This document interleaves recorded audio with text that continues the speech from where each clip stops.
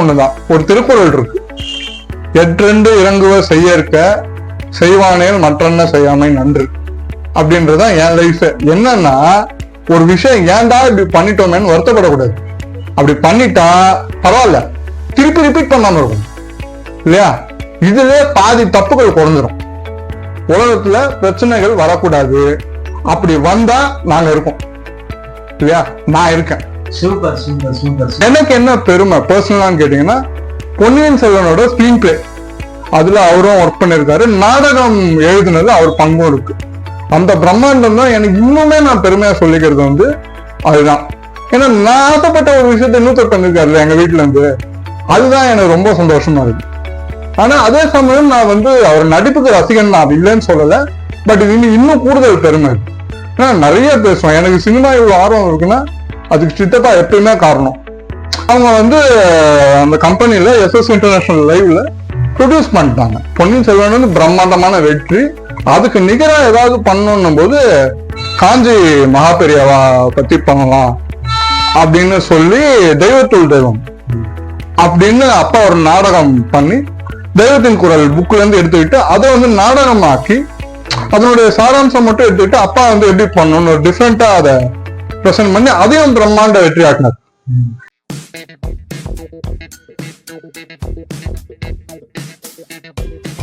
மூனைக்க நேயர்களுக்கு வணக்கம். நம்மளோட சேனலுக்கு வந்து பாத்தீங்கன்னா ஒரு மிகப்பெரிய பலனே வந்து பாத்தீங்கன்னா நம்ம வந்து சந்திக்கிற கெஸ்ட் வந்து அவ்வளவு சிறப்பான கெஸ்ட். அந்த இன்னைக்கு நம்ம சந்திக்கிற கெஸ்ட் பாத்தீங்கன்னா குமரன் சார். அவர் வந்து ஸ்கூல் படிக்கிறது தெரிஞ்சாலும் இப்ப இன்னைக்கு அவரோட வந்து வளர்ச்சி வந்து அதிகப்படியாக இருக்குது. கண்டிப்பா அதுக்கான மரியாதை நம்ம கொடுத்துதான் ஆகணும். அவர் வந்து என்னன்னு பாத்தீங்கன்னா ஒரு சைக்காலஜிஸ்ட், அப்புறம் வந்து பாத்தீங்கன்னா ஒரு சினிமால மியூசிக் ரைட்டர், அப்புறம் வந்து ஸ்போர்ட்ஸ் கமெண்டேட்டர் கூட சொல்லலாம். அப்புறம் ஸ்போர்ட்ஸ் அவ்வளவு பேப்ப பல விஷயங்களா சொல்லுவாங்க. இன்னைக்கு நம்ம அவர்கிட்ட வந்து நிறைய விஷயங்கள் கேட்டு போறாரு. முக்கியமா பாத்தீங்கன்னா ஒரு ஃபேமிலி கவுன்சிலிங் ஆகட்டும், அப்புறம் நடைமுறையில மனிதரோட வாழ்வெல்லாம் எப்படிலாம் நம்ம தேவைப்படுது, எப்படி அப்கிரேட் பண்ணலாம் அப்படின்றப்ப நிறைய அரசியல் பத்தி கேட்கலான்னு ஒரு ஐடியா இருக்கு. வாங்க நிகழ்ச்சி போலாம். வணக்கம் குமரன் சார். வணக்கம் வணக்கம், நல்லா இருக்கேன் நான். நீங்க எப்படி இருக்கீங்க? நானும் ரொம்ப சூப்பரா இருக்கேன். நான் ஃபர்ஸ்ட் உங்களை ஒரு இன்டர்வியூ எடுக்கும்போது ரொம்ப அப்பவே பயங்கர ஆக்டிவ், இப்போ வந்து பாத்தீங்கன்னா ஒரு செலிபிரிட்டி ஆக்டிவ் ஆயிட்டீங்க. கண்டிப்பா ரொம்ப சந்தோஷம் உங்களை வந்து சந்திக்கிறதுல. இல்ல எனக்கும் ரொம்ப சந்தோஷம். இதுல என்னன்னா நீங்க ஃபர்ஸ்ட் இன்டர்வியூ எடுக்கும்போது சொன்னீங்கல்ல, அதனாலதான் நீங்க ஒண்ணு ஆரம்பிக்கிறீங்கன்னா உடனே நான் தான் கொடுக்கணும் இருக்குன்னு உடனே ஓகே சொன்னேன். ரொம்ப ரொம்ப ரொம்ப தேங்க்ஸ் சார். வந்து பாத்தீங்கன்னா நீங்க வந்து இப்போ ஒரு கவுன்சிலிங் ஸ்பெஷலிஸ்ட் ஆயிட்டீங்க. மெயினா வந்து பாத்தீங்கன்னா ஃபேமிலிக்கு மேரேஜ் கவுன்சிலிங் நிறைய பண்ணிட்டு இருக்கீங்க. இப்படி ஒரு கல்யாணம் பண்ணனா ஒரு ப்ரீஸ்ட் முக்கியமோ, கல்யாணத்துக்கு அப்புறம் வந்து ஒரு சைக்காலஜிஸ்ட் வந்து ரொம்ப முக்கியமாயிட்டாங்க. அதுல நீங்க வந்து ரொம்ப உங்களோட கூகுள் ரேட்டிங் எல்லாம் பார்க்கும்போது சூப்பரா இருக்கு. இப்போ இந்த வருஷத்துல மட்டும் எவ்வளவு பேருக்கு கவுன்சிலிங் கொடுத்துறீங்க? அதை பத்தி இது 370 தாண்டி போயிட்டு இருக்கு. நாளை விட வேகமா ஓடிட்டு இருக்கோம்னு சொல்லுவாங்கல்ல, அந்த மாதிரிதான். அதனால நாலு தாண்டி போயிடுச்சு இப்போ. அதனால அது ஒரு சந்தோஷம் எனக்கு. இன்னும் நிறைய இம்ப்ரூவ் ஆகணும்னு நினைக்கிறேன். இதுல என்னன்னா மேரிட்டல் கவுன்சிலர் நான் எங்கேயுமே அறிவிக்கல. பட் எனக்கு வர்ற கிளைண்ட்ஸ், அவங்க கொடுக்குற ரிவ்யூஸ், அது மூலமா அப்படி ஒரு சர்க்கிள் பில்ட் ஆயிடுச்சுங்க. இவர் இது நல்லா பண்ணுவார் அப்படின்னு மக்கள் நம்ப ஆரம்பிச்சிட்டாலே எனக்கு வந்து அது ரொம்ப ஈஸி ஆயிடுது. பேசி பேசி பழக்கப்பட்டு வர்ற விஷயம் தான் அது. அதுக்கப்புறம் கெரியர் கவுன்சிலிங் நிறைய பண்ணிருக்கேன். ஆச்சா, அது இல்லாம இப்போ வந்து டிசேபிள் பீப்புள்லாம் நிறைய இருக்காங்க இல்லையா? என்னோட கண்டிஷன் சிபி மட்டும் இல்ல, எந்த மாதிரி டிசபிலிட்டியா இருந்தாலும் என்னால அதை பத்தி பேச முடியும் அப்படின்னு நான் வந்து கத்துக்க ட்ரை பண்ணேன். நிறைய விஷயங்கள் தெரிஞ்சுக்கிட்டு நம்ம பேசணும்ன்ற முயற்சியை நான் எடுத்துக்கிட்டேன். சார் குமரன் சார், நீங்க வந்து ஒரு சிபி அப்படின்றது வந்து செரிபிரல் பாலசி அப்படின்றது வந்து ஒரு விஷயம் வந்து நிறைய பேரண்ட்ஸ் இருக்காங்க. பட் நீங்க அதை வந்து ஒரு அப்கிரேட் பண்ணிக்கிட்டே இருக்கீங்க. எல்லாரும் வந்து பாத்தீங்கன்னா கொரோனா காலத்துல கூட ஒரு முடக்குல தான் இருந்தோம். பட் ஆனா நீங்க அதை வந்து அதை எப்படி பாசிட்டிவா மாத்திருக்கீங்க, அதை பத்தி கொஞ்சம் சொல்லுங்க. இல்ல என்னன்னா பாசிட்டிவா மாத்துறதுன்றது இல்லை, பாசிட்டிவா இருக்கிறது தான் முக்கியம். மாத்துறது இதுல எதுவுமே இல்லை. ஏன்னா வேற வழியும் இல்லை. நம்ம இப்படி வந்து பிறந்துட்டோம், அடுத்தது என்னன்றதுதான். ஏன்னா இது வந்து ஒரு நிலை தானே, அது நோய் கிடையாது, இது முடிவும் கிடையாது, உயிர் ஆபத்தும் கிடையாது. என்னோட டைப்ல பாத்தீங்கன்னா சொல்லணும், இதுலயே நிறைய இறக்குறவங்க எல்லாம் இருக்காங்க. வேற சில டிசபிலிட்டிஸ் எல்லாம் இருக்கு, மஸ்குலர் டிஸ்ட்ரோஃபி எல்லாம் இருக்கு, அதெல்லாம் வேற.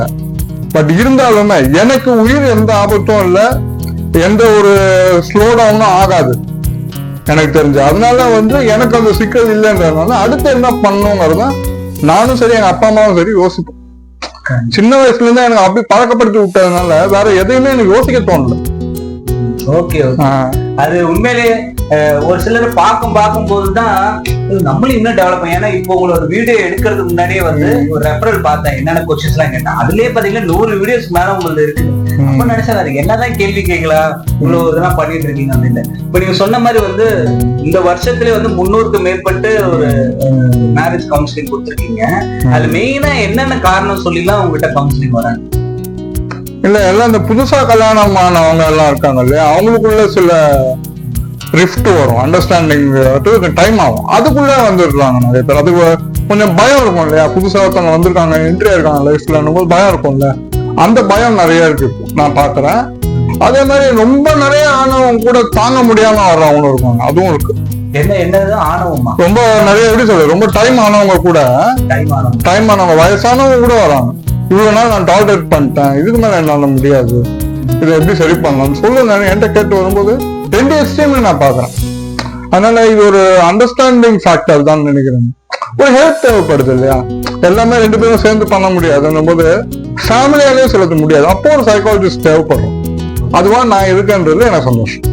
கண்டிப்பா. ஏன்னா அவ்வளவு வருஷம் 2 பேரும் ஒன்னா வளர்ந்து கூட ஒரு தீர்வு வராத போது அதுல வந்து நீங்க இன்வால்வ் ஆகிட்டு அதுக்கான தீர்வு கொடுக்கறதே ஒரு பெரிய விஷயம் தான். இப்ப ரீசெண்டா ஏதாவது ஒரு ஸ்டோரி, அது வந்து நேம்லாம் வேண்டாம், இது மாதிரி ஒரு ஒரு சொல்யூஷன் கேட்டு வந்தாங்கன்னா அதுக்கு என்ன மாதிரி சொல்யூஷன் கொடுத்து அனுப்பிச்சீங்க, அதை பத்தி ஏதாவது சொல்லணும்? இல்ல இப்ப கூட இன்னைக்கு காலையில கூட ஒரு அப்பாயின்மெண்ட், அவங்க வந்து அவர் மட்டும்தான் வந்தாரு, அந்த கப்பல் 2 பேரும் அட்டென்ட் பண்ணல. நான் கடைசியில பார்த்தா ஒரு 3 மாசத்துக்குள்ளே அவருக்கு அவ்வளோ பயம், ஒரு ப்ரெஷர். அங்க கல்ச்சரல் சேஞ்சஸ் எல்லாம் இருக்கும்ல, ஒரு பேக்ரவுண்ட்ல இருந்து வருவோம், இன்னொரு பேக்ரவுண்டுக்கு அடாப்ட் ஆகணும், அதெல்லாம் இருக்குல்ல. அதுக்குள்ள எனக்கு பயம், நான் என்ன பண்ணா என்ன தப்பாயிடுமோ அப்படின்ற குழப்பம்லாம் வந்து நிறைய இருந்தது. நான் பேசினேன், நான் வந்து 2 சைடையும் பிளேம் பண்ணாம என்னென்ன இருக்கோ அது அத்தனையும் கேட்டுக்கிட்டு இந்த சிச்சுவேஷனுக்கு மட்டும் ரியாக்ட் பண்றதுக்கு அவருக்கு சொன்னேன். நீங்க வந்து ஜெனரலைஸ் பண்ணி பிளேம் பண்ணிடாதீங்க தயவுசெய்து, அவங்களே செய்ய விடாதீங்க. அதனால அந்த சிச்சுவேஷனுக்கு மட்டும் நீங்க பேசினா அது போதுமானது. ஆனா வாயை திறந்து பேசணும் தயவுசெய்து. ஓப்பனா நீங்க பேசினாதான் அது வந்து சரிப்பட்டு வரும். என்னதான் நான் ஒரு சைக்காலஜிஸ்ட் உங்களுக்கு இருந்தாலுமே நீங்களா கன்வே பண்றது சில விஷயங்களுக்கு ஹெல்ப் பண்ணும். தயவு செய்து எந்த குழப்பத்துக்கும் வழி செஞ்சிடாதீங்க. நீங்க பேசினாதான் சில விஷயங்களை தீர்க்க முடியும். சண்டையே வந்தாலும் பரவாயில்லன்னு சொல்லிட்டு சண்டை போடுங்கன்னு, போட்டாலும் தப்பு இல்லை, அது நல்லதுக்கும் வழி செய்யும். அதனால அதையும் நம்ம பண்ணணும். அப்பதான் உங்களுக்கு வந்து ஒரு தீர்வு கிடைக்கும். ஏன்னா யாருக்கு எது பிடிச்சிருக்கு பிடிக்கலன்னு தெரியணும்ல. நம்ம இதனால இந்த சேஞ்சஸ் எல்லாம் நான் பண்ணணும், என் வீட்டுல இப்படி இருந்தது, என் வீட்டுல இப்படி இல்லைன்றதை விட என்ன பிடிக்கும் என்ன பிடிக்காதுன்னு தெரியணும். ஏன்னா இவங்க தனியா தானே இருக்க போறாங்க, ஒரு கப்பல்னா தனியா தானே போய் செட்டில் ஆக போறாங்க. அதனால அப்படி யோசிங்கன்னு சொன்னேன். அது வந்து ஒரு 1 hour போச்சு காலையில. அது முடிச்சுட்டு நேரா நான் ஆன்லைன், அவங்க எங்கேயோ இருக்கிறாங்க வேற ஏதோ ஒரு மூலையில. நான் வந்து நம்ம கே பாயிண்ட் பாத்தீங்கன்னா சென்னை முழுக்க கவரேஜ்னு போட்டேன். அதனால எங்க இருந்து வேணா அப்பாயின்மெண்ட் ஃபிக்ஸ் பண்ணலாம், எனக்கு கிலோமீட்டர் ரேஞ்ச் எல்லாம் கிடையாது, கூகுள் ப்ரொஃபைல் படி பார்த்தான்னு சொல்லிட்டு எங்க இருந்து வேணா வருவாங்க. நேர்லயே வந்திருக்காங்க, ரொம்ப தூரத்துல இருந்து டிராவல் பண்ணி பைக் எடுத்துட்டு எல்லாம் வந்திருக்காங்க சில பேர் இருக்காங்க. இல்லாட்டி ஆன்லைன்ல முடியலன்னா ஆன்லைன்ல வந்துருவாங்க, அது நடக்கும். அந்த மாதிரி ஒரு இதுதான். ஓகே, இப்போ வந்து சண்டை வந்து சண்டை போடுறாருன்றது வந்து பிரச்சனை இல்லை, அந்த சண்டை வந்தாதான் பிரச்சனைக்கு தீர்வு. இதுவரை யாரும் இது மாதிரி ரிப்ளேஸ்மெண்ட் கேட்டதே இல்லை. உண்மையிலே இது ரொம்ப ஒரு இது ஆரம்ப கட்டத்துக்கு உதவும் தானே, நம்ம அண்டர்ஸ்டாண்டிங் வர்றதுக்கே ஒரு இதெல்லாம் ஹெல்ப் பண்ணும் தானே. அது நல்லதா எடுத்துக்கிட்டா சொல்றேன் நான். இது ஒரு பிரச்சனை எடுத்துக்கிட்டா பிரச்சனை தான் இல்லையா, அது நல்லதை தேடும் போது கிடைக்கும் பதில் இல்லையா, அதுதான் சொல்ல வரேன். அப்புறம் வந்து இப்ப நீங்க சொல்லும் போது வந்து இதெல்லாம் ஒரு பர்சனல் லைஃப்ல உள்ள கேசஸ்ல உங்ககிட்ட வந்து நிறைய ட்ரீட் பண்ணிட்டு இருக்கீங்க. இப்ப நீங்க ஒரு சினிமா துறையில வந்து பாத்தீங்கன்னா ஒரு பாடலாசிரியரா இருக்கீங்க. ஒரு இன்டர்வியூ கூட பார்த்தா உங்களுக்கு வந்து ஸ்கிரீன் பிளே ரைட்டிங் தான் ரொம்ப முக்கியம், ஸ்கிரிப்ட் ரைட்டிங் தான் ரொம்ப முக்கியம்னு சொன்னீங்க. இப்ப சமீபத்துல வந்து பாத்தீங்கன்னா சினிமா நடிகர் நடிகைகள் இல்ல சினிமா துறையை சார்ந்தவங்களுக்கு ஒரு விவாகரத்துனா வந்து மக்கள் வந்து ஆர்வமா அதை பத்தி பார்க்க ஆரம்பிக்கிறாங்க. அவங்களுக்கு ஏன் லைஃப்ல இப்படியாச்சு, இதை பத்தி நிறைய விவாதங்கள்லாம் வந்துட்டு இருக்கு. இப்ப இதனால வந்து இந்த வீடியோஸ் எல்லாம் பார்க்கும்போது பாக்குற வீடியோஸ்க்கு ஒரு 2 நாள் ஒரு ஏதோ ஒரு புது விஷயமா இருக்கும், அப்புறம் பார்த்தா அதுவே பழகி ஒரு வெறுப்பாயிருது. இதை பத்தில நீங்க என்ன நினைக்கிறீங்க?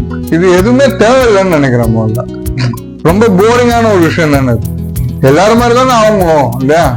நீங்க ஒரு படம் நல்லா பண்ணாங்க, பார்த்தோம், ரசிச்சோம், என்ஜாய் பண்ணோம், அதை பத்தி பேசணும், டிஸ்கஸ் பண்ணணும்னு இல்லாம இதை பத்தி ஏன் பேசிக்கிட்டு. அதனால அது வந்து ஒரு கட்டத்துல அவங்களுக்கே ப்ரெஷரா இருக்கும். திருப்பி வரும்போது அவங்களாலே ஒத்துக்க முடியாது. நாமளும் இதுக்கு ஸ்ட்ரெஸ் கொடுக்க தேவையில்லைன்னு தான் நினைக்கிறேன். இது மாதிரி நெகட்டிவ் விஷயத்துக்குலாம் இம்பார்ட்டன்ஸ் கொடுக்காம ஸ்வைப் பண்ணிட்டு போயிட்டே இருக்கேன். ஆமாமா, நான் அதான் பண்ணுவேன். என்ன நம்ம ஒரு பதில் சொல்லி ஏதாவது ஆர்குமெண்ட் வந்து ஏதாவது கமெண்ட்ல யாராவது ஏதாவது திட்டி நிறைய நடந்திருக்கு எனக்கு இந்த மாதிரி சோசியல் மீடியால. இல்லையா, நான் வந்து சைக்காலஜிஸ்ட் தள்ளி வச்சுட்டு பார்த்தா நிறைய நடந்திருக்கு. அப்புறம் நிறுத்திட்டேன். நான் எதுக்கு போயிட்டு கமெண்ட் பண்ணிட்டு ஆர்கியூ பண்ணிட்டு அதான் எதுக்கு வேஸ்ட்னு நிறுத்திட்டேன். கண்டிப்பா குமரா, இப்போ வந்து உங்களை பத்தி பேசணும்னாவே அதுக்கு முக்கிய காரணம் வந்து அம்மா அப்பான்றது நிறைய விதத்துல நீங்க ஒரு இன்டர்வியூல சொல்லிட்டு இருக்கீங்க. அவங்களும் ஒரு காலகட்டத்துக்கு உங்களை அப்டேட் பண்ணிட்டு இருக்காங்க. அவங்கள பத்தி இப்ப சொல்லுங்க ஏதாச்சும் முக்கியமா. 2 பேரும் தான் எனக்கு இன்ஸ்பிரேஷன். அவங்க பண்ண லவ் அதான் இன்ஸ்பிரேஷன். 81ல ஆரம்பிச்சு இப்போ வரைக்கும் கல்யாணம் எல்லாம் முடிஞ்சு 35 வருஷம் ஆயிடுச்சு. இருந்தாலுமே இன்னும் லவ் பண்ணிட்டு இருக்கோம் இல்லையா. சோ அதுக்கு பண்றதுதான் நான் ஃபர்ஸ்ட் சன் இல்லையா, ப்ரீமெச்சூர் பேபி இல்லையா. அதெல்லாம் மீறியும் இந்த இடத்துக்கு வந்து நான் வந்திருக்கேன்னா அதுக்கு அவங்க தான் முதல் காரணம். அதுக்கப்புறம் தான் என்னோட உழைப்பு அதெல்லாம் இருக்கு. இருந்தாலுமே சொல்றேன், யார் வந்து இதுக்கு பண்ண வைக்கணும் இல்லையா. தூண்டி விட்டாதான் எரியும் விளக்கு. அந்த மாதிரிதான் அது. ஆக்சுவலா அவங்களோட லவ்வே வந்து பாத்தீங்கன்னா உங்களோட கவுன்சிலிங்ல நிறைய பேருக்கு அந்த லவ் நீங்க ஷேர் பண்றீங்க. டெஃபினட்டா நான் பண்ணிருக்கேன். நிஜமே நான் பண்ணிருக்கேன். இப்படி எல்லாம் இருக்காங்க, அதனாலதான் நான் உங்களோட உட்காந்து பேசிட்டு இருக்கேன்னா சொல்லியிருக்கேன். நான் பொதுவா நிறைய பேர் சொல்ல மாட்டாங்க, சொந்த விஷயம் எல்லாம் சொல்லக்கூடாதுன்னு நினைப்பாங்க. பட் நான் தேவைப்படுற இடத்துல தேவையான அளவு பயன்படுத்திக்கணும். சமையல் மாதிரி தானே இருக்கும், அதனால தேவையான அளவு பயன்படுத்திக்கிறோம். சோ அதுல வந்து அப்பா அம்மா பத்தி விஷயங்கள் நிறைய வரும், பாட்டி பத்தி விஷயங்கள் நிறைய வரும். எல்லாம் அது ஆச்சரியமா போவாங்க. எங்க வீட்டுக்கு வந்துட்டு ரொம்ப சோகமா இருந்தவங்க சிரிச்சுக்கிட்டே போனதெல்லாம் நான் பாத்திருக்கேன். கண்டிப்பா நானே வந்து அம்மாவோட அந்த ஸ்மைலுக்கு நானே பயங்கர ஃபேன். அது எப்படிப்பட்ட சூழல் ஆகட்டும், அந்த சிரிச்ச முகம் தான் இன்னைய வரையும் வந்து நானே நினைச்சுப்பேன். அது முக்கியமா வந்து பாத்தீங்கன்னா உங்க ஃபேமிலி ஜெனரேஷனே வந்து ஒரு கலை குடும்பம் தான். பல பேருக்கு தெரிஞ்சாலும் இப்ப பாக்குற ஒரு புது வியூவர்ஸ்க்கு வந்து உங்களோட தாத்தா பாட்டில இருந்து இப்ப இருக்கிற இதை பத்தி உங்களோட கலை சம்பந்தமான விஷயங்களை ஷேர் பண்ணா நல்லா இருக்கும். ஆமா, சொல்லுங்களேன் உங்க பாட்டி அப்புறம் உங்க கலை குடும்பத்தை பத்தி சொல்லுங்க. குடும்பமே வந்து ஒரு கலைனா வெறும் சினிமா மட்டும் கிடையாது, நிறைய விஷயம் பண்ணிருக்காங்க. அப்பா வந்து பாத்தீங்கன்னா இன்னைக்கு பொன்னியின் செல்வன் வந்து இன்னைக்கு பெரிய ஒரு பிளாக் பஸ்டரா இருக்குன்னா அவர் போட்ட அந்த ஸ்டேஜஸ்ல உள்ள அந்த ஒரிஜினாலிட்டி தான். சித்தப்பா 2 பேருமே அதை பத்தி கொஞ்சம் ஃபுல்லா சொல்லுங்க. உங்க ஃபேமிலியோட தாத்தா பாட்டில இருந்து இங்க இருக்கிறது. கண்டிப்பா இதுல என்னன்னா, ஒரு பக்கம் ஃபுல்லா படிப்பு, இன்னொரு பக்கம் ஃபுல்லா சினிமா, அந்த மாதிரியான விஷயங்கள் இருக்கு. அப்பா சைட்ல பாத்தீங்கன்னா தாத்தா இளமவன் தாத்தா வந்து ப்ரொஃபஸரா அந்த நியூ காலேஜ்ல இல்லையா. அவர் ஆல்மோஸ்ட் ஒரு PhD கம்ப்ளீட் பண்ற ஸ்டேஜ்ல தான் இறந்தார். அன்பார்ச்சுனேட்லி 48 வயசுல அவர் இறந்துட்டாரு. நான் பார்த்தது இல்லை.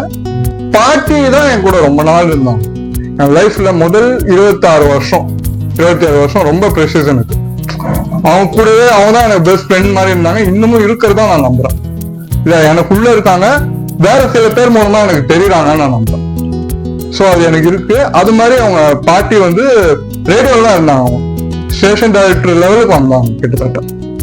சோ அப்படி பார்க்கும்போது ரூம்ல கூட போட்டோ இருக்கு அவங்களுக்கு. நான் அவங்களை பார்க்காம நான் எந்த வேலையும் செய்ய மாட்டேன். இங்க வந்து வர கிளைண்ட்டுக்கு எல்லாம் தெரியும். மோஸ்ட்லி நான் வந்து ரெஃபரன்ஸ் மாதிரி சொல்லுவேன். நான் கேட்பாங்க சில பேர், நீங்க எப்படி வந்தீங்க என்ன ஏதுன்னு கேட்கும்போது உங்ககிட்ட பேசுற மாதிரி நான் சொல்லுவேன்.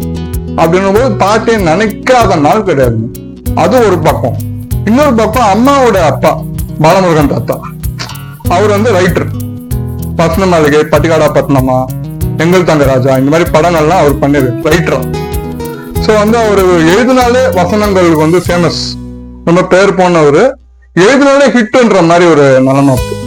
இன்னமும் கத்துக்கிட்டு இருந்தாரு, இறக்குற வரைக்கும் அவர் கத்துக்கிட்டே இருந்தார். அவருக்கு வந்து நினைவுகள் தப்புறதுக்குள்ள அவர் வந்து இன்னும் கத்துட்டு இருந்தார், எழுதிட்டு இருந்தார்.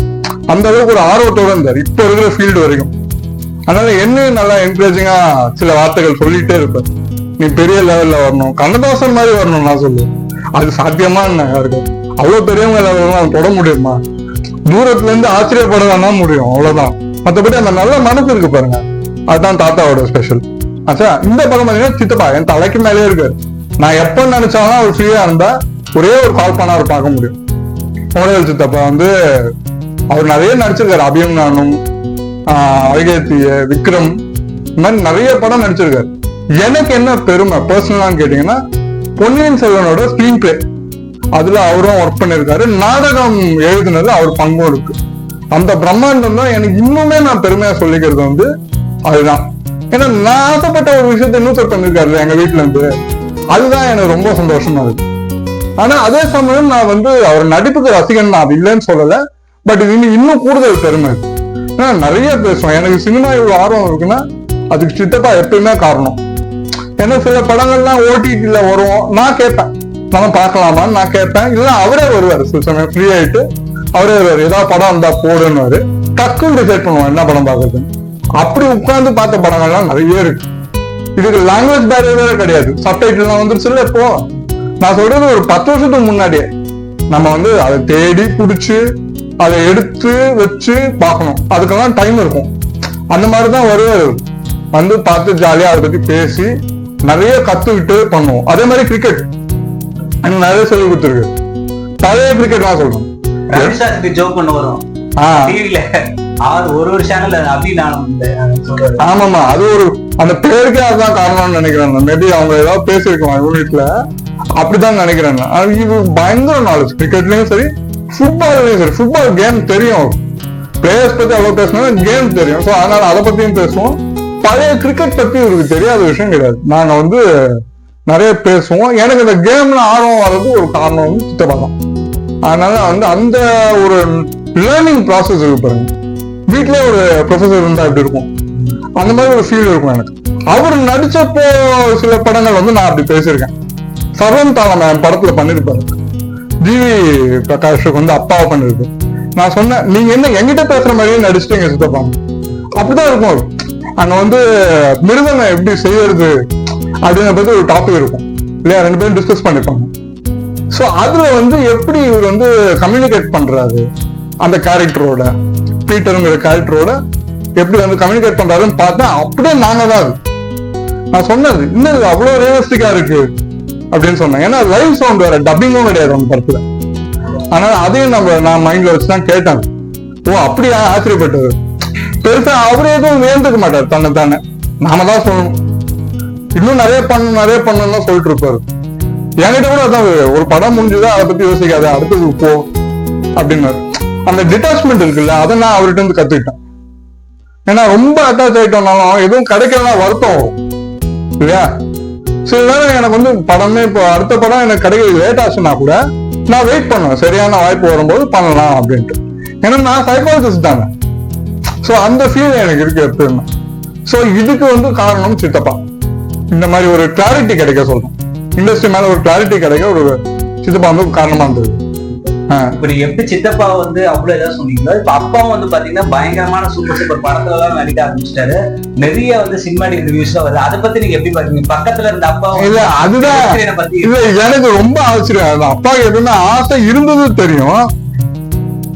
அவர் வந்து ரொம்ப சின்ன வயசுலயே நடிக்கணும், படம் பத்தி கத்துக்கணும், டைரக்ஷன் எல்லாம் ஆசைப்படுறாரு. பிலிம் இன்ஸ்டியூட்ல சேரணும்னு ஆசைப்பட்டிருக்காரு. தாத்தா இறந்துட்டதால அது முடியல, சடனா அது நடந்துருச்சு அன்பார்ச்சுனேட்டா. அதனால அது முடியல. சோ 40 வருஷம் அவருக்கு அந்த ஆசை இருக்கும் போது சிவகுமாரின் சபதம் வாய்ப்பு கிடைக்கும் போது அதை அழகா பயன்படுத்திட்டார் அப்பா.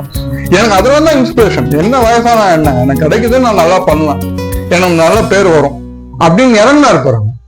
இப்ப அவரு டாக்டர் ஆக போறாரு, PhD முடிக்க போறாரு. இன்னொரு கொஞ்சம் மாசங்கள்ல அவரும் டாக்டர், நானும் வாங்கிடுவேன் டாக்டரேட். Super super. அது வந்து எங்களுக்குள்ளே ஒரு போட்டி ஓடுது. அவர் நாடகத்துறையில ஆய்வு பண்ணிட்டு இருக்கு. சூப்பர். ஏன்னா கண்டிப்பா நாடகத்துறைனா அவர் பண்ண எல்லா நாடகமும் வந்து பாத்தீங்கன்னா இன்னமும் ஒரு ஐகானா தான் இருக்கு. இதுதான் ஒரு இன்ஸ்பிரேஷனா, ஒரு பண்ண பர்ஃபெக்ஷனா பண்ணணும் அப்படின்றதான் விஷயம் போயிட்டு இருக்கு. இப்ப இவங்களை பத்தி பேசும்போது கண்டிப்பா அம்மாவை பத்தி பேசியாகணும். அம்மாவுக்கு வந்து நானே ஃபேன். இப்ப நீங்க கூட இருக்கும்போது அவங்கள பத்தி கொஞ்சம் சொல்லுங்க. இல்ல அதான் நான் வரேன், நான் இது ரெண்டுத்துலயுமே வரேன். பெர்ஃபெக்ஷன் சொன்னீங்க இல்லையா, அது வந்து அவங்க லவ்ல இருந்தே ஆரம்பிக்குது. வந்து பார்த்த உடனே அவங்க ஃபேமிலி ஃப்ரெண்ட்ஸ் தான், அம்மா அப்பா ஃபேமிலியும் ஃபேமிலி ஃப்ரெண்ட்ஸ் தான். எங்க மாமா, 3வது மாமா பூபதி மாமா, அவரும் ரைட்டர் இல்ல, அவர் தெலுங்கு சினிமால ஃபேமஸ் ரைட்டர், பூபதி ராஜான்னு பேரு. அவர் வந்து அங்க இருப்பார், ஹைதராபாத் பாதி சென்னை பாதின்னு இருப்பார். அவங்க வந்து சின்ன வயசுல இருந்தே அப்பாவுக்கு ஃப்ரெண்டு. சோ அதனால அம்மாவை தெரியும், 5 வயசுல இருந்தே அம்மாவை தெரியும் ஆக்சுவலா பாத்தீங்கன்னா. சோ அதுல இருந்து பார்க்கும்போது ஒரு 14 வயசு இருக்கும் அம்மா, அப்பா 21 வயசு இருக்கும். அப்ப கேட்டோம் கல்யாணம் பண்ணிக்கிறான்னு கேட்டோம். அப்ப எடுத்தோம். அப்புறம் அப்படி வந்ததுதான் அழகர் கோயில ஆரம்பிச்சு நேற்று முஃபாசா வரைக்கும் 2 பேரும் சேர்ந்து போயினே இருக்காங்க, பாத்தீங்கன்னா ஒரு நல்ல ஒரு லவ் அது இருக்கும் எப்பயும். அதுக்கான ஒரு பரிசு தான் நாங்க 2 பேரும், நானும் பரதனும் அப்படி வந்த ஒரு விஷயம்தான். அது வந்து எனக்கு வந்து இன்னும் பெரிய மோட்டிவேட்டிங்கா இருக்கு.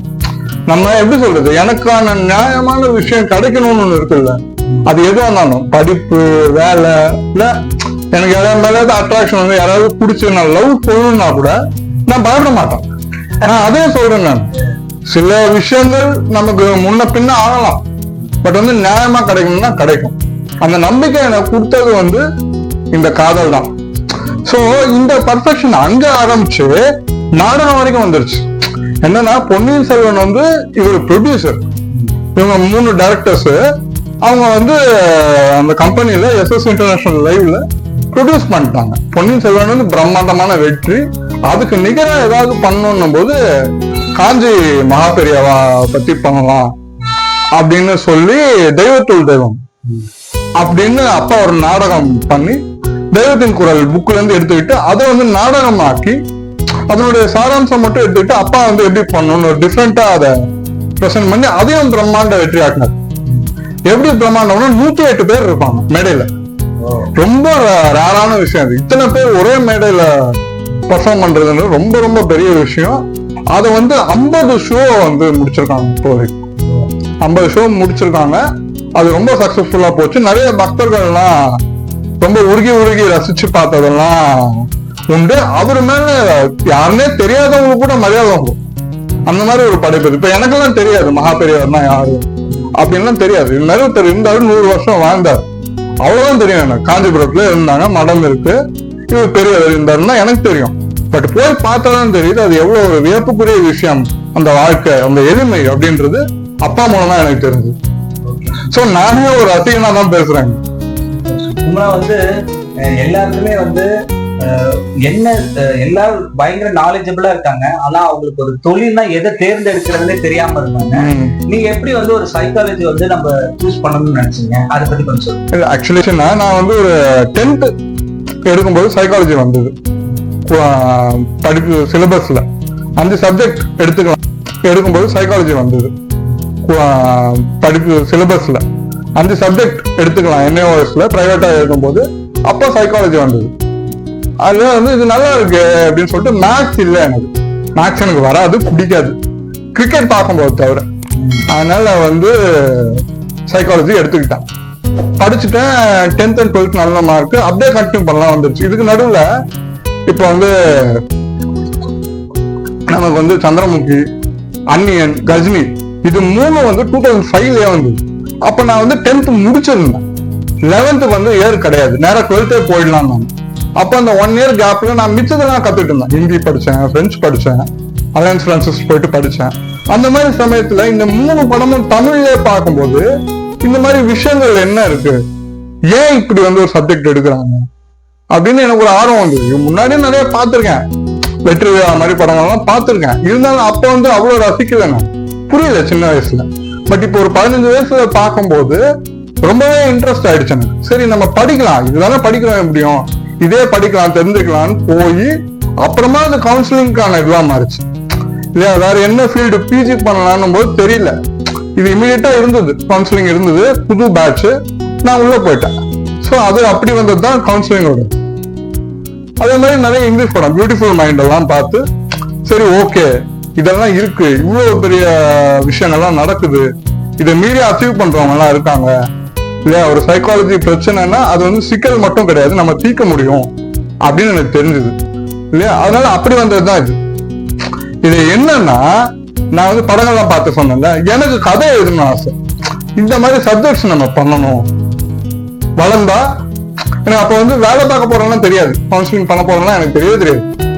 பின்னாடி நான் வந்து பண்ணிக்கணும்னு நினைச்சேன், கதை எழுதணும், இதை பத்தி படிச்சு தெரிஞ்சுக்கிட்டு எழுதணும்னு நினைச்சேன்.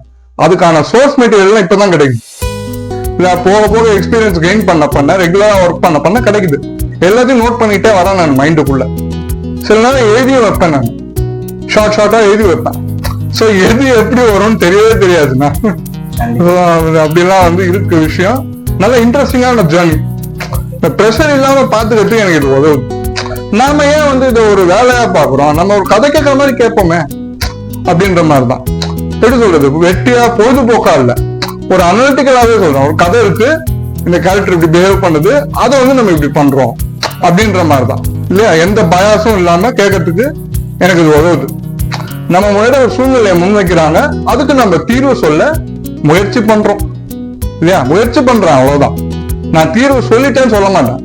ஏன்னா அது அவங்க கையில தான் இருக்கு, சம்பந்தப்பட்டவங்க தான் எடுத்து அப்ளை பண்ணணும் இல்லையா. Super super. குமரா வந்து பாத்தீங்கன்னா ஒரு வீட்டுக்கு எப்படி ஒரு ஹாஸ்பிட்டல் ஒரு வீடாகட்டும் ஒரு ஃபர்ஸ்ட் எய்டு அப்படின்ற மாதிரி ஒரு பிரச்சனைனா கண்டிப்பா வந்து ஒரு சைக்காலஜிஸ்ட் தான். மக்கள் வந்து எப்படி ஒரு சைக்காலஜிஸ்ட் வந்து யூட்டிலைஸ் பண்ணிக்கிட்டாரு, அதை பத்தி கொஞ்சம் சொல்லுங்க. அதான் நான் முன்னாடியே சொன்ன மாதிரி எல்லா பிரச்சனையும் வந்து ஃபேமிலியோ ஃப்ரெண்ட்ஸோ ஹெல்ப் பண்ண முடியாது. ஜட்மெண்ட் எல்லாம் இருக்கக்கூடாது. ஏன்னா நீங்க ஃபேமிலியோ ஃப்ரெண்ட்ஸோ இருக்கும்போது ஒரு பயாஸ் வந்துடும், சப்போர்ட் பண்ற மாதிரி ஆயிடும். இப்ப நான் இல்ல, எந்த சைக்காலஜிஸ்ட் இருந்தாலும் அவங்க ஒரு பயாஸ் கிடையாது. இப்ப நீங்க வந்து இங்க பாலச்சந்தர் வந்தாருன்னா என்ன சுச்சுவேஷன் தராரோ அதுக்குதான் நம்ம பேச முடியும், எந்த பயாஸும் இருக்காது. நீங்க எனக்கு ஃப்ரெண்டாவே தெரிஞ்சவராகவே இருந்தாலும் நான் அதை தான் பார்ப்பேன் இல்லையா. நமக்கு என்ன ஆதாயம்னு பார்க்க கூடாது. அந்த ஒரு பயாஸ் இல்லாம இருக்கிறது சைக்காலஜி ரொம்ப முக்கியம். அது வந்து அதனாலதான் அப்ரோச் பண்றாங்க. என்ன அப்படிதான் எனக்கு நல்ல பேர் இல்லையா. நான் இத்தனைக்கும் நான் யாரையும் இப்படி எழுதுங்க அப்படி எழுதுங்கன்னா கேட்கறதே கிடையாது. உங்களுக்கு விருப்பம் இருந்தால் உங்க கருத்துக்களை சொல்லணும்னு கேட்போம் இல்லையா. அந்த மாதிரி ரிக்வஸ்ட் கேட்கிறேன், அவ்வளவுதான். மற்றபடி அவங்க கருத்துக்கள்லாம் அவன் மனசுல இருந்து வந்து. அதனால எவ்வளவு பெரிய பெரிய ரிவ்யூஸ் எல்லாம் வந்திருக்கு. எனக்கு நல்ல ஒரு 3 பேராகிராஃப் 4 பேராகிராஃப் எல்லாம் எழுதியிருக்கேன். என்ன அவ்வளவு நான் வந்து ஸ்ட்ரெஸ்ல இருந்தேன், என்ன அவ்வளவு ரிலீவ் பண்ணி விட்டுருக்கு. நான் இந்த பெர்ஸ்பெக்டிவ்லாம் எதிரே பார்க்கல, இவர் இப்படி சொன்னாரு அப்படின்னு நான் சொல்றவங்களா.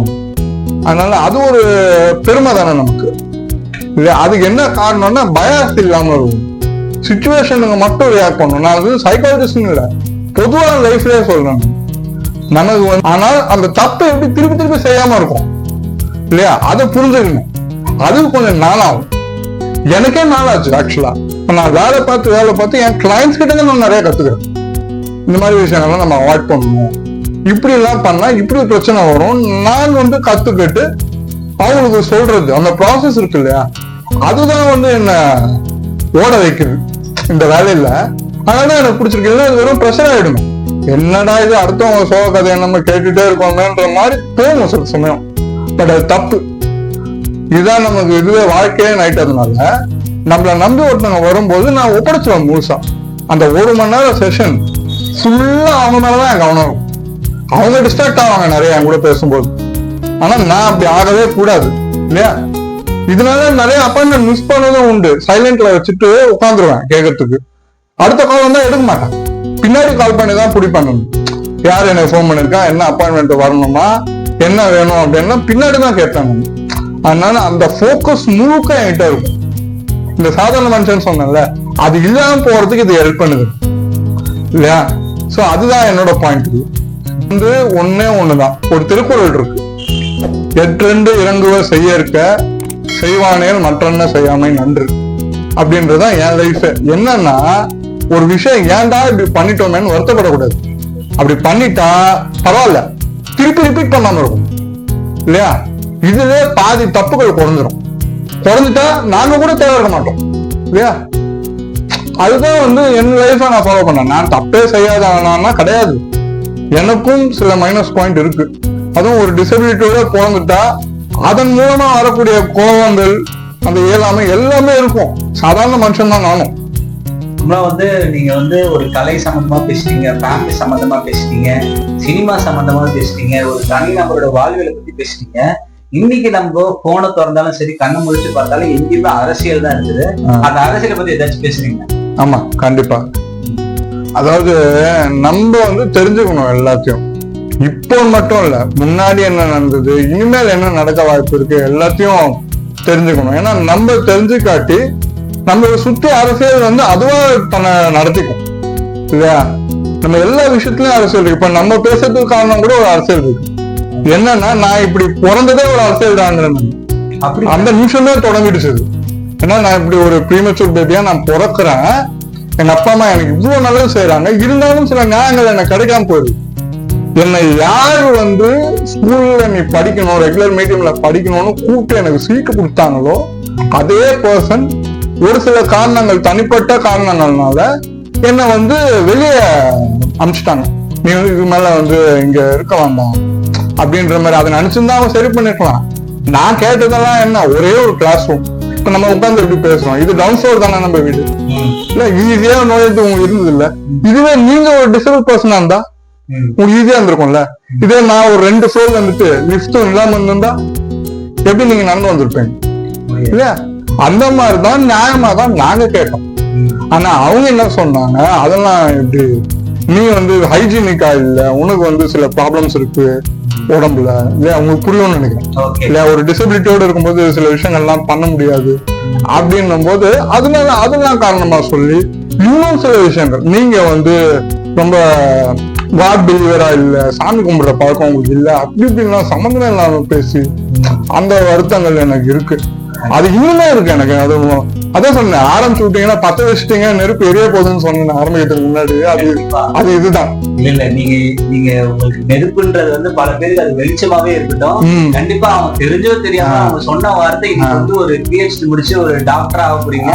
ஆல்ரெடி யுவர் வந்து எலிஜிபிள் டாக்டர் தான். இல்ல அதுதான், ஆமா, அதுவும் நம்ம எங்க அப்பாவோட ஆசை, எங்க அம்மாவோட கனவு, என்னோட உழைப்பு எல்லாமே இருக்கிறதுல பல விஷயங்கள் இருக்கு அது பின்னாடி. ஆனா என்னன்னா, நான் எதுக்கு இன்னும் வருத்தம் இருக்குன்னு சொன்னேன்னா, எனக்கு இதனால கிடைக்க வேண்டிய சோசியல் சர்க்கிள் எனக்கு கிடைக்கும். சென்னையில நான் இருக்கேன்ல, இத்தனை 34 வயசு, எனக்கு 32 வருஷமா இங்கதான் இருக்கேன். குழந்தையிலேயே நாகர்கோயில இருந்து எடுத்துட்டு வந்துட்டாங்க. இருந்தாலும் இந்த ஊருக்குள்ள எனக்கு ஃப்ரெண்ட்ஸ் கிடையாது. பிடிச்சதெல்லாம் சோசியல் நெட்வொர்க்கிங்ல தான் இல்லையா. நான் வந்து எனக்கு ஆக்சுவலா அவளுக்கு இஷ்டமே இல்லை. எனக்கு நான் போகும்போது அப்பாவும் ரொம்ப பயந்தாரு, நீ என்ன சொல்லி என்ன பண்ண போற, உனக்கு எப்படி உனக்கு கிடைக்கும், இதெல்லாம் நம்புறியா கேட்ட ஒரு 17 வயசுல. ஆனா அவரே தான் சொன்னார், நீ உண்மையை சொல்லு, நீ போற மத்தவங்க பிக்சர் வைக்காத, நீ சச்சினோ யாரு பிக்சரோ வைக்காத, நீ உன்னோட பிக்சர் வை, நீ வீல் சேர்ல இருக்கியா வை, பரவாயில்ல, உண்மையை சொன்னா உண்மை திரும்பி கிடைக்கும். அதை நான் இப்ப அனுபவிச்சுட்டு இருக்கேன். எனக்கு வந்து இந்தியா முழுக்க வந்து எனக்கு வந்து ஃப்ரெண்ட்ஸ் இருக்காங்க. ஃப்ரெண்ட்ஸ்ல விட எனக்கு எப்படி சொல்றது, உறவுகள் மாதிரி. எனக்கு அக்கா நிறைய இருக்காங்க, தங்கச்சி நிறைய இருக்காங்க, நல்ல தம்பிகள் நிறைய இருக்காங்க இல்லையா. அதனால ஒரு மரியாதை அடிப்படையில இது போகுது. சோ அதான் இது எப்போ எனக்கு தெரியும் அப்படின்னா, எனக்கு கல்யாணம் நடக்கும்போது தெரியும். கண்டிப்பா அப்ப தெரியும் உண்மையில இதுக்கான வேல்யூ என்னன்னு அப்ப தெரியும். இல்ல அந்த நம்பிக்கையில தான் நான் வந்து எனக்கு பொண்ணு தேர்வுன்னு நான் அப்படிதான் நினைக்கிறேன். சரி பொறுமையா இருப்போம், நல்லதே நடக்கும், நியாயமா நமக்கு ஒரு ஆசை இருக்கா, கண்டிப்பா நம்ம தேடுவோம், நம்ம உரிமை இதுன்னு. கல்யாணம் பண்றதும் உரிமை. ஏன்னா இப்படி பிறந்ததுனால மட்டும் நான் வந்து பொறுமையா இருக்க முடியாது. நான் எப்படி சொல்றேன், எங்க அப்பா அம்மாவை நம்பி நான் பொறுமையா இருக்கேன், அது வேற. கண்டிப்பா எங்க அப்பா அம்மா மேல நம்பிக்கை இருக்கு, முடிச்சு வைப்பாங்க. ஆனா அதுதான் நானும் முயற்சி பண்ணாம இருக்க முடியாது இல்லையா. இதுக்கு முன்னாடியும் நான் பண்ணிருக்கேன். எனக்கும் சில பேரை பிடிச்சிருந்திருக்கு, சில பேர் வந்து என்கிட்டயும் பேசியிருக்காங்க. அதெல்லாம் நடக்கும், எல்லா பசங்க மாதிரிதான் நானும். அதை நல்லா புரிஞ்சுக்கணும். நான் எதுக்கு இது அரசியல், இதெல்லாம் தான், இது எல்லாமே வரும், இந்த ஆசை எல்லாமே வரும், அதெல்லாம் வந்து தாண்டிதான் வரணும் இல்லையா. கண்டிப்பா உங்களோட சீக்கிரம் மேரேஜ் நடந்த அந்த marriage reception, marriage full coverage வந்து வீடியோ வந்து OTT-ல ரிலீஸ் பண்றோம். அதிக காஸ்ட் கொடுத்து, அதிக காஸ்ட் கொடுத்து இல்ல, அதிக வேல்யூ கொடுத்து நம்ம அந்த அளவுக்கு எல்லாம் எனக்கு ஆசை இல்லை. நல்ல ஒரு எப்படி சொல்றது, நல்ல ஒரு நாளா இருந்தா அது போதும் இல்லையா. ஏன்னா அது வந்து நான் இன்னும் அந்த அளவுக்கு ஃபேமஸ் ஆகல முதல்ல இல்லையா. அது வந்து இனிமேதான் வந்து நிறைய படிகள் நான் போனோம். இப்பதான் வந்து நம்ம இவ்வளவு கிளைண்ட் பாக்குறோம். கேப் பாயிண்ட் வந்து ஒரு ஸ்ட்ரக்சர்டாவே வந்து இன்னும் கொஞ்ச நாளா தான் போயிட்டு இருக்கு. ஆரம்பிச்சு ரொம்ப நாள் ஆனாலும் இப்போ ஒரு கண்டினியூஸா ஒர்க் பண்றது ஒரு 5-6 வருஷம் தான், 4-5 வருஷமா தான் வச்சுக்கோங்க. இன்னுமே ஃபேமஸ் ஆக எல்லா மீடியாலும் கவரேஜ் எல்லாம் இருக்கணும்னு ஆசை தான் எனக்கு. பட் இந்த OTT-ல கொடுக்கணுன்றதெல்லாம் வந்து நம்ம அவ்வளவு ஃபேமஸா இருந்தோம். அதனால நம்ம இன்னும் எவ்வளவு நம்ம பண்றோமோ அதுக்கான பலன் கிடைக்கும். அது படங்களா இருக்கலாம், என்னோட கிளைண்ட்ஸா இருக்கலாம். அதான் சொல்றேன், எனக்கு வந்து ஊருக்குள்ள ஃப்ரெண்ட்ஸே கிடையாதுன்னா. அதனால எனக்கு வருத்தமா இல்லாம இருக்குது என்ன தெரியுமா காரணம், என்னோட வேலை தான். இங்க வர்றவங்க எல்லாமே ஃபேமிலியா தான் நான் பார்ப்பேன் இல்லையா. அந்த என்னதான் இருந்தாலும் டிட்டாச்சா இருக்கணும்னு சொன்னாலும் அந்த அட்டாச்மெண்ட் எனக்கு உண்டு. என்னை நம்பி வந்து நான் பார்த்துப்பேன்னு எனக்கு தெரியும் இல்லையா. அதனால இந்த கையில இருக்க அந்த சிங்கம் காப்பெல்லாம் கூட இல்லையா, அது வந்து அந்த படங்கள் இருக்கு இல்லையா, சிங்கம் 1, 2, 3 அதுல போலீஸ் ஆங்கிளையும் மீறி ஒரு ஃபேமிலி ஆங்கிள் இருக்கும். அந்த மாதிரிதான் நான் நினைக்கிறேன். ஒரு பிரச்சனைன்னு வந்தா நம்ம தீர்த்து வைக்கணும் அப்படின்றதெல்லாம் நான் இன்ஸ்பிரேஷனா எடுத்துக்கிட்டேன். சூப்பர் சூப்பர் குமரா. எல்லாரும் பத்தியும் சொன்னீங்க, உங்க தம்பி பரதன்றத பத்தி, அவரை பத்தி கொஞ்சம் சொல்லுங்க. இதுல என்னன்னா, இவர் தான் ரொம்ப முக்கியமான கேரக்டர் என் லைஃப்ல. ஏன்னா எனக்காகவே வந்தவர்னு சொல்லலாம். நீங்க வந்து படம் வாய்ப்புன்றது அவர் எனக்கு கொடுத்த மிகப்பெரிய பரிசு. ஆனா அதுக்கு முன்னாடியே என்னை ரொம்ப கேர்ஃபுல்லா பார்த்துக்கணுன்றதுல அவர் பங்களிப்பு வந்து ரொம்பவே சின்ன வயசுல இருந்து. என் மேல வெயில் படக்கூடாது, அவருக்கு ரொம்ப டிஸ்டர்ப் தான் இருந்தேன்னா கண்டுபிடிச்சிருவாரு. எல்லா பொருளும் என்னை சுத்தி கரெக்டா இருக்கான்னு பார்த்துட்டு தான் தூங்க போவாரு வெளியில இருந்து வந்தா. அது மாதிரிலாம் அன்பு காட்டின ஒருத்தர். அவர் வந்து இப்போ சினிமால இருக்காருன்றதுனால அவங்க ஃப்ரெண்ட்ஸ்குள்ள பேசும்போது பாட்டு விஷயமா வந்திருக்கு ஒரு படத்துல. அப்போ நெஞ்சமுண்டு நேர்மை ஓடுவாதெல்லாம் பேர் கிடையாது. அப்போ வந்திருக்கு. அப்போ சொல்லியிருக்காரு எங்க அண்ணன் வந்து இது பண்ணுவாரு, அவரு கொடுக்கலாம் அப்படின்னு ஒண்ணு என்கிட்ட சிச்சுவேஷன் எடுத்து வந்து என்கிட்ட சொன்னார். குமரா இந்த மாதிரி ஒண்ணு வந்திருக்கு, நீ பண்றியா? ஓகே பண்ணலாமே, தவறுனா பண்ணலாமேன்னு பண்ணதான் துப்புனா தொடச்சுக்குவேன். இங்க இருந்து எழுதி கொடுத்தாங்க, வாட்ஸ்அப்ல எழுதி கொடுத்தேன். அந்த கரெக்ஷன்லாம் முடிஞ்சு அவங்களுக்கு என்ன வேணுமோ அதை ஃபைனலைஸ் பண்ணி வச்சுக்கிட்டாங்க. அதுக்கப்புறம் நண்பன் ஒருவன் வந்த பிறகு அந்த டீம் வந்து அவங்க காலேஜ் மேட்ஸ் லெவலில் படிச்சப்போ அவரு கூட படிச்சவங்க. படம் அனந்த் எங்க டைரக்டர் ஹீரோ, அவரு பண்ணும்போது அந்த டீமுக்குள்ள நான் வந்தேன். அவங்க இது இப்ப நம்ம பேசுற மாதிரி வீட்டுக்குள்ள வந்து சிச்சுவேஷன் சொன்னாங்க. அது பாட்டு 3 பாட்டு. ஒரு இன்ட்ரோ சாங், டைட்டில் சாங், அது படத்துல வரல, ஆடியோல இருக்கு. அதுக்கப்புறம் வந்து தேடி தேடி தூரம் போகிறேன், வாரானே வாரானே 3 பாட்டு காஷிஃப் மியூசிக்ல, ரஹ்மான் சாரோட நெபியோட. சோ அது எனக்கு ஒரு ஆசை, எப்படியாச்சும் அந்த அந்த இடத்துக்குள்ள நம்ம போயிடணும் அப்படின்னு ஒரு ஆசை தான். அதுதான் உயர்ந்த லட்சியமா இருக்கு. இன்னும் நான் அடுத்தடுத்து ட்ரை பண்ணும்போது எங்க யாரு கூட பண்ணாலும் ஒரு முடிவு அப்படின்றது அங்க போய் முடியணும். எனக்கு ஒரு மேஜர் ஹால்மார்க்கா என்னோட கெரியர்ல இருக்கணும்னு நினைக்கிறது ரஹ்மான் சாரோட பண்றதுதான். அதை நோக்கி எங்க போகணும்னு ஆரம்பிக்கும் போது ஆரம்பமே அவரோட ஃபேமிலில இருந்து நமக்கு கிடைக்குது. ஆரம்பம்னா 2வது படம் சொல்லணும், 2வது படமே இப்படி கிடைக்குதுன்னு போது நான் அவ்வளவு சந்தோஷமா ஒத்துக்கிட்டு இருந்தேன். கதையும் எனக்கு பிடிச்ச கதை. அந்த நண்பன் ஒருவன் வந்த பிறகுன்றது நான் சொன்னல, எனக்கு ஃப்ரெண்ட்ஸ் எல்லாம் அவ்வளவா கிடையாது ஊருக்குள்ள அப்படின்னு அந்த பெயின் எனக்கு இன்னும் இருக்கு. இன்ஃபேக்ட் நான் ஸ்கூல் பத்தி சொன்னேன் இல்லையா, ஸ்கூல்ல அந்த அரசியல் மாதிரி சொன்னேன் இல்லையா, அந்த பெயின் வந்து இதுக்கு யூஸ் ஆச்சு. தேடி தேடி தூரம் போகிறேன்னு வந்து அப்படிதான் நான் எழுதினேன். எனக்கு நடந்த விஷயம், ஒரு விருப்பமே இல்லாம ஒரு மனிதன் வந்து ஒரு இடத்த விட்டு வெளில போவான் அப்படின்றதான் எனக்கு சொல்லப்பட்டது. அப்போ அவனுக்கு எவ்வளவு வலிக்கும் அப்படின்னு சொன்னார். இந்த டைரக்டர் வந்து சொன்னார், அண்ணா எனக்கு இந்த மாதிரி வேணும், ஒரு போராள பொண்ணு தாய் மாதிரி வேணும், ஓமனமே மாதிரி வேணும், உள்ளம் கேட்குமே படத்துல இருக்கும் அந்த மாதிரி வேணும்னாரு. நான் உடனே அதான் நினைச்சிட்டு, நமக்கு நடந்தது இல்லை, இதை பாட்டாக்கிடுவோம், வேற எங்கேயும் தர வேண்டாம், என் வாழ்க்கையில இருந்து என் வழியை நான் எடுத்துக்கிறேன் அப்படின்னு அந்த பாட்டு பண்ண அதுக்கு நல்ல பேர் கிடைச்சது. அந்த வாரானே வாரானேவோ அது கதைக்கு பொருத்தமா இருந்தாலும் ஒரு வகையில இப்ப நான் வாழ்ற வாழ்க்கைக்கு சொல்லலாம். எனக்கு எது சொந்தம் நான் கண்டுபிடிச்சிட்டேன் இல்லையா, எது எனக்கு சந்தோஷம் நான் கண்டுபிடிச்சிட்டேன். சோ அது வந்து கதைக்கு பார்த்து எனக்கு பார்த்துன்னு நான் இருந்தது இல்லையா. ஆனா தேடி தேடி தூரம் போகிறேன் வந்து முழுக்க முழுக்க என் விஷயம்தான். அது யாருக்கும் நடக்கூடாது இல்லையா. அது ஒரு சோக பாட்டு நான் எழுதிட்டேன்னா என் வழி தீர்ந்துதானா இல்ல. எப்ப தீரும்னா எல்லா ஸ்கூல்லயும் வந்து எப்போ வந்து எல்லாரும் சேர்ந்து படிக்கிறாங்களோ, ஆக்சசிபிள் ஆகுதோ, அப்பதான் என் வழி தீரும். இப்போ கூட ஹாட்ஸ்டார்ல ஒரு படம் பார்த்தேன், அவுட் ஆஃப் மை மைண்ட் அப்படின்ட்டு. அது வந்து ஒரு பொண்ணு நிஜமாவே அவங்களுக்கு சிபி, 15 year old அவங்க ஆக்ட்ரஸ், கேரக்டரே சிபி தான். அது வந்து அவங்க எப்படி ஸ்கூல்ல போய் எப்படி படிக்கிறாங்க, அவங்க ஃபேமிலி அவங்க எப்படி பாத்துக்குது, இதெல்லாம் தான் அந்த படம். சோ அதை பார்க்கும்போது ஐயோ இந்த மாதிரிலாம் நமக்கு இல்லையே. ஏன்னா நான் வெளியே வரும்போது எனக்கு 13 years ஸ்கூல்ல இருந்து நான் ஹையர் செகண்டரியே படிக்கல, 6th இருந்து 10th வரைக்கும் நான் படிக்கல பிரைவேட்டா, ரெகுலர் இதுல ரெகுலர் ஸ்கூல்ல படிக்கல. அதனால எனக்கு தெரியவே தெரியாது என்ன நடுவுல எப்படி இருக்கும்னு தெரியாது. அதனால அந்த பெயின் வந்து எனக்கு ரிஃப்ளெக்ட் ஆச்சு. சோ அந்த மாதிரி ஒரு விஷயம் தான் இந்த தேடி தேடி தூரம் போகிறேன் பாட்டு. அதனால நான் எது வேணா நான் வந்து மறக்கலாம், மறக்காம இருக்கலாம். ஆனா பரதனை வந்து மறக்கவே முடியாது. ஏன்னா இந்த பெயின் கொஞ்சமாவது குறைஞ்சிருக்குன்னா பாரத்தை இறக்க வச்சுட்டான்ல. 21 வருஷமா என் மனசுல இருந்தது. இந்த பாட்டு நான் எழுதும் போதே வந்து 2020 அவன் என்ன கேட்டு வரும்போது 2020 இப்பதான் ரிலீஸ் ஆச்சு. அப்பதான் அப்படின்னு பாத்தீங்கன்னா கூட 17 வருஷம் அந்த பெயின் வந்து எனக்கு இன்னும் அப்படியே இருக்கு. அதுல பாதி குறைஞ்சதுக்கு ரீசனே பரதம் தான். ஓகே, எப்படி வந்து ராமருக்கு ஒரு பரதனும் குமரனுக்கு ஒரு பரதன், அதே மாதிரி நீங்க வந்து பாத்தீங்கன்னா சிபி கிடையாது, செலிபிரேட்டிங் தி பிரைட். நீங்க வந்து செலிபிரேட்டிங் பிரைட். கண்டிப்பா ஒரு ஐக்கானா மாறது ரொம்ப விஷயம். இருக்கிறதுல ரொம்ப பிளஸ்ட் வந்து என்னன்னா ஒரு நல்ல ஃபேமிலி நமக்கு கிடைக்கிறதா ஒரு மிகப்பெரிய பிளஸ்ட். அதுல வந்து நீங்க 2000 கோடி% பிளஸ்டா இருக்கீங்க. Super super. இல்ல அதுதான் நான் சொல்றேன் செலிபிரிட்டி இந்த பிரைட்னு சொன்னீங்கன்னா பின்னாடி வந்து நிறைய பேர் இருப்பாங்க. பரதன் இல்லைன்னா நான் இல்ல, இந்த கேரியர் எனக்கு கிடைச்சிருக்காது. அப்பா அம்மா என்ன சைக்காலஜி படிக்க சொன்னாங்க, நான் படிச்சேன். ஓகே, எனக்கு ஆசை இருக்குன்னு அப்பா அம்மாவுக்கு தெரியும். ஆனந்த தாண்டவம், சிபி டு சிபி, ராஜநாடு, கவிதை தொகுப்பெல்லாம் எழுதியாச்சு. மதன் கார்கி சார் எல்லாம் கூப்பிட்டாச்சு. இருந்தாலுமே எப்படி சினிமாக்குள்ள நுழையும், இந்த வாய்ப்பை ஏற்படுத்தி விடுவாங்க, நான் கிடையாது. அதனால இந்த ஆங்கிள் வந்து கம்ப்ளீட்டா பரதனுக்கு தான். என்ன மென்டாவே அவர் தான். என்ன கேட்டா இப்ப கூட நான் எதுவும் கேட்காம பண்றது இல்லை. இப்போ அதான் சொன்னேன், அடுத்து என்ன பண்ண போறீங்கன்னு அவர் கேட்டு எனக்கு ஒரு ஆர்வம் வரும். அப்ப நான் வந்து தேட ஆரம்பிச்சேன் சீரியஸா.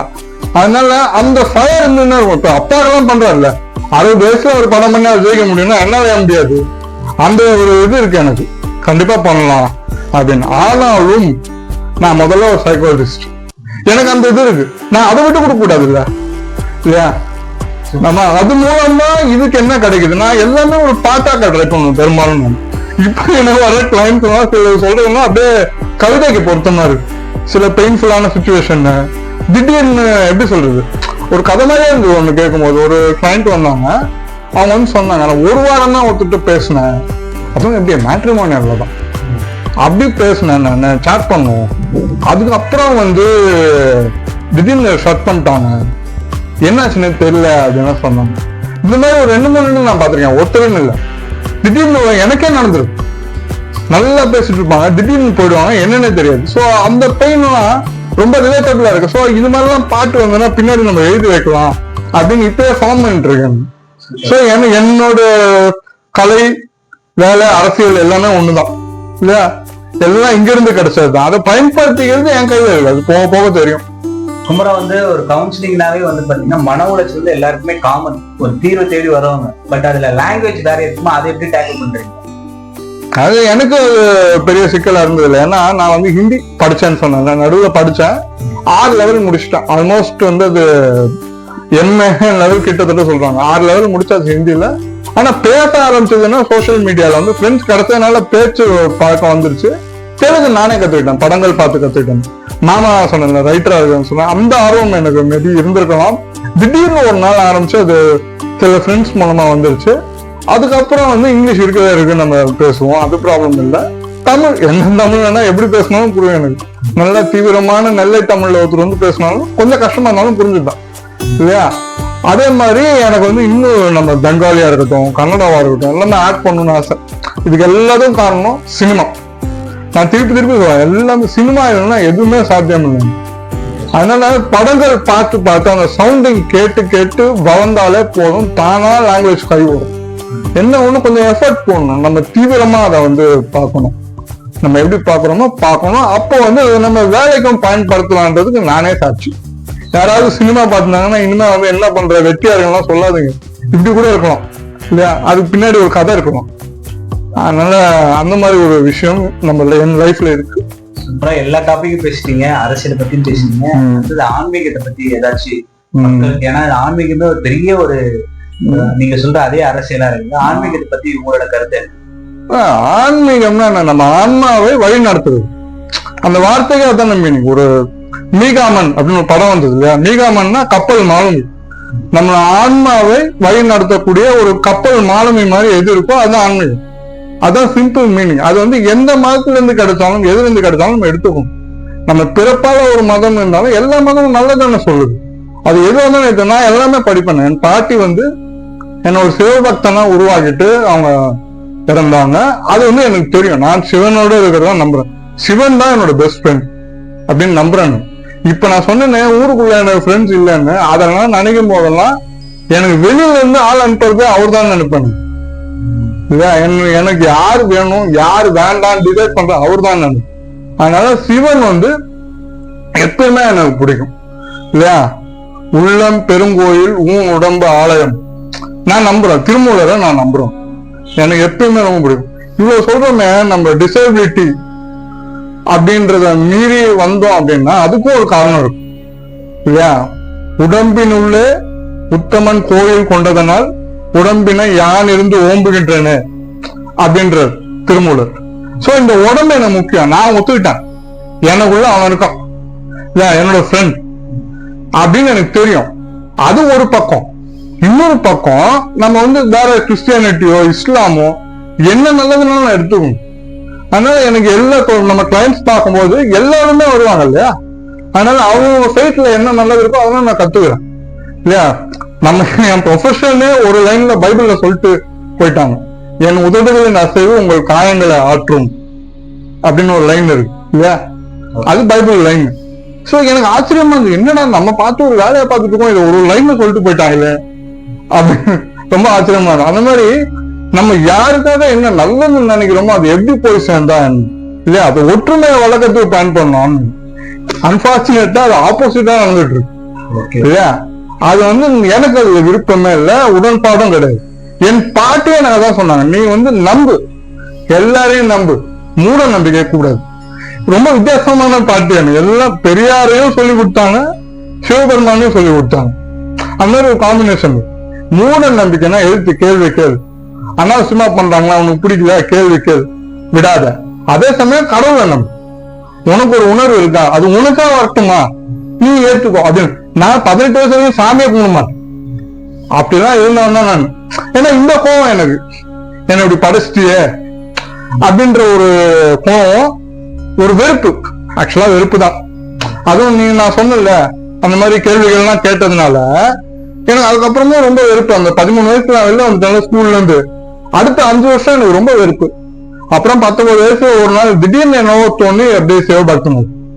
அதுதான் இப்போ வரையும் கண்டினியூ ஆகுது இல்லையா? சோ அதுதான் நம்ம வந்து சொல்லால் அழியும் துயர், இந்த பின்னாடி இருக்கும் பாரதியார் லைன் இல்லையா? அதை வந்து நான் எங்கோ ஒரு நாள் படிச்சுட்டு இருந்தப்போ டக்குன்னு மிஸ்டேக் ஆச்சு. ஓ நம்ம இதுதானே பண்றோம், கவுன்சிலிங் தானே பண்றோம், இதை வச்சுக்கலாம் அப்படின்ட்டு வச்சதுதான். சோ நம்ம ஒரு வார்த்தை சொன்னா அடுத்தவங்களை டிரான்ஸ்ஃபார்ம் பண்ண முடியும்னால கடவுள் ஆசீர்வாதம் தான் முடியும் இல்லையா? உழைப்புன்றது ஒண்ணு. அந்த உழைப்புக்கு எது சக்தி?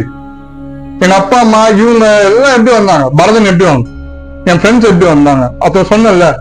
அதுவும் இந்தியா முழுக்க நீங்க தூரமா இருந்து வர்றதுதான் ரொம்ப பெருசு. கிட்டக்கா இருக்கிறவங்க இருக்கலாம் இல்லையா? நம்ம அடிக்கடி மீட் பண்ணுவோம், பேசுவோம், வெளியே போவோம், அதெல்லாம் இருக்கும். பட் தூரமா இருந்து ஒரு நம்பிக்கையின் அடிப்படையில வர்றாங்க பாருங்க, அவங்களாம் என்ன சொன்னாலும் பத்தாது இல்லையா? அது என்ன வச்ச நம்பிக்கை. குமரன் ஒருத்தன் இருக்கான், நம்ம கூட பேசுறான், இவ்வளவு சொல்லி கொடுக்குறோம், இவ்வளவு கத்துக்கிறோம் அவன்கிட்ட இருந்து, எனக்கு பிடிச்சிருக்கு நான் நம்புறேன். தூரம்ன்றது ஒரு மேட்டர் இல்லைன்னு நம்புறாங்க பாருங்க, அவங்களதான் எவ்வளவு பாராட்டினாலும் போகும். சோ இதெல்லாம் கொடுத்தது யாரு? எனக்கு சிவன். தீவிரமா நம்புறேன் நான். எப்படின்னா இது வந்து கையெடுத்து கும்பிடுறது, இந்த விலைக்கேத்த அவ்வளவு கிடையாது, மனசுல நம்பணும் இல்லையா? அந்த நம்பிக்கை எனக்கு நிறையவே உண்டு. வந்துட்டு நிறைய விஷயம் வந்து வந்து எல்லா வேர்டுமே வந்து இன்ஸ்பிரேஷன் தான் இருக்கு. கிறிஸ்பா நேயர்களுக்கு என்ன சொல்ல விரும்புறீங்க? கிறிஸ்பா நேயர்களுக்கு என்ன சொல்லலாம் அப்படின்னா, எப்படி சொல்றது, நம்ம நிறைய கேளுங்க, பேசுங்க, யாரும் ஒருத்தர் குறுக்க வராது. அது ரொம்ப முக்கியமானது. ஏன்னா இப்ப நாட்டுல ஏன் வந்து டிஃப்ரெண்ட் ஐடியாலஜிக்கெல்லாம் சண்டை வருது, பேசவே மாட்டேங்கிறாங்க, அடிச்சுக்கிறாங்க எடுத்தோம்னா. அது ஏன் பண்றாங்க? பேசுவோம், நல்லபடியா பேசுவோம், ஜெனரலைஸ் பண்ணக்கூடாது. நீ இப்படிதான், இது நீ சாப்பிடுறியா, இந்த ட்ரெஸ் நீ போடுறியா, ஜெனரலைஸ் பண்றது ஏன்? பேசினா பிரச்சனை தீர போகுது இல்லையா? கடைசியில பார்த்தா நல்ல ஃப்ரெண்டா இருக்கவங்களா இதனால வந்து பேசாம போயிருக்கு. அப்படிலாம் நடந்திருக்கு, எனக்கே நடந்திருக்கு. நல்லா பேசிட்டு இருப்போம், ஏதாவது ஒரு ஆர்குமெண்ட் வரும், அப்படியே முடிஞ்சு போயிடும். அதெல்லாம் எதுக்கு? உட்காந்து பேசினா தீர போகுது இல்லையா? இதுதான் வந்து அவங்க எதிர்பார்க்கறாங்க. யாரு இந்த ஆர்குமெண்ட் எல்லாம் கிரியேட் பண்றவங்க அதான் எதிர்பார்க்கறாங்க. நாட்டு மக்கள் ஒற்றுமையா இருக்கக்கூடாதுன்னு நினைக்கிறாங்க. அது கூடவே கூடாது. எல்லாம் பாத்தீங்கன்னா ஒன்னா இருந்தவங்க தான் ஒரு கட்டத்துல இல்லையா? அதனால யார் சொல்றதுக்கும் நம்ம நம்ப கூடாது. நமக்கு ஒரு தெளிவு இருக்கும், எது உண்மைன்னு நாம தான் தெரிஞ்சுக்கணும் இல்லையா? ஒரு தகவல் வந்து நம்ம கிட்ட வரும்போது எப்படி வேணா வரலாம், எது உண்மைன்னு நாம தான் தெரியும். எனக்கு பாட்டி இருந்தாங்க, எங்க அப்பா இருக்காரு, அம்மா இருக்காங்க, அந்த மாதிரி யார் வேணா இருக்கும். கேட்டு தெரிஞ்சுவோம், படிச்சு தெரிஞ்சுவோம், அந்த மாதிரிதான் இல்லையா? அதுதான் என்னோட அவசியம். உலகத்துல பிரச்சனைகள் வரக்கூடாது, அப்படி வந்தா நாங்க இருக்கோம் இல்லையா? நான் இருக்கேன். சூப்பர். கண்டிப்பா வந்து இப்போ வந்து ஆறுதலுக்காக தான் எல்லாரும் ஏங்கிட்டு இருக்காங்க. கூட்டமா இருந்தாலும் எல்லாரும் தனியா தான் இருக்காங்க. நீங்க ஒரு ஆள் கொடுத்த வேர்ட்ஸ் வந்து பல பேருக்கு பல இடத்துல அது பெரிய இம்பாக்ட் கிரியேட் பண்ணும். நேரிலே வந்து பாத்தீங்கன்னா இன்னும் 2 மாசத்துக்கு டாக்டர் குமரன் அவங்க போறாரு. இப்பயே நான் வந்து அவர் அட்வான்ஸ் குமரன் அப்படின்ற ஒரு வாழ்த்துக்களோட கண்டிப்பா குமரா நெக்ஸ்ட் இன்டர்வியூ வந்து கண்டிப்பா நீங்களும் உங்க ஒய்ஃப் கூட இருக்கிற ஃபர்ஸ்ட் இன்டர்வியூ எனக்கு தான் நீங்க கொடுக்கணும். வாக்கு இப்பயே கொடுத்தாச்சு. கண்டிப்பா அந்த நிகழ்ச்சி வந்து கண்டிப்பா நடக்கும். நேரிலே இது வந்து ஒரு காமன் இன்டர்வியூ, ஒரு எக்ஸ்க்ளூசிவ் இன்டர்வியூ. இந்த வீடியோஸ் எப்பப்பெல்லாம் யாரெல்லாம் பார்க்க போறீங்க அப்பப்பெல்லாம் அவங்க லைஃப்ல பெரிய சேஞ்சஸ் நடக்கும்போது கண்டிப்பா நான் பண்றேன். இதே மாதிரி இன்னொரு நல்ல ஒரு நிகழ்ச்சி உங்களை சந்திக்கிறேன். ஞாபகம் 3 சப்ஸ்கிரைப். தேங்க்யூ குமரா. ரொம்ப நன்றி.